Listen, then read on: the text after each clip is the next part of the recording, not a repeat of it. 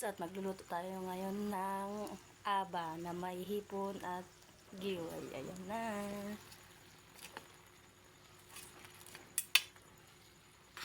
Kalimutan ko ng binidyo kanina. Tumala. Medyo matagal pa naman ng maluto pa to. Ayan. Ulam pang hapunan.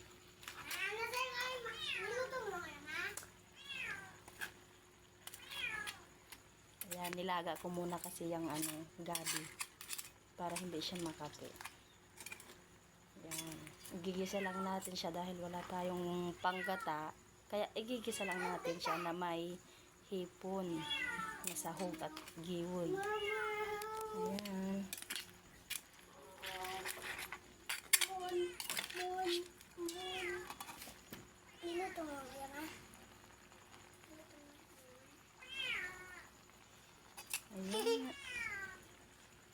Ayan. Sarap na ng ating panggabihan.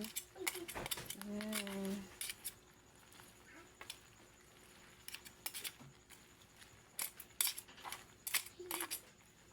Sisig honey. Ayan, nagisa muna natin yan. Gisa lang ang natin dito dahil wala tayong panggata. Kaya yan. So,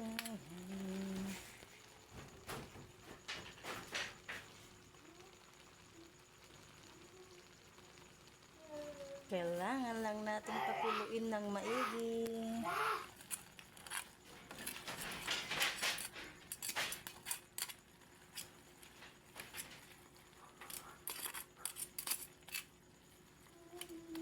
Galing to kay mama itong aba.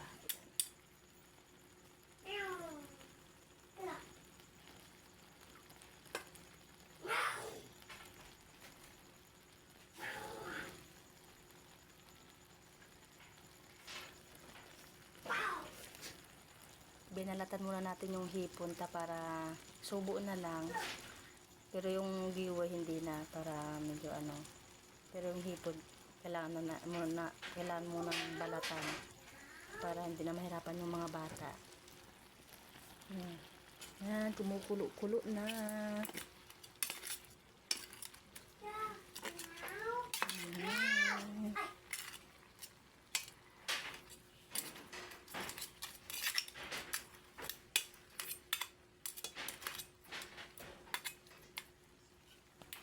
Kailangan natin tikman.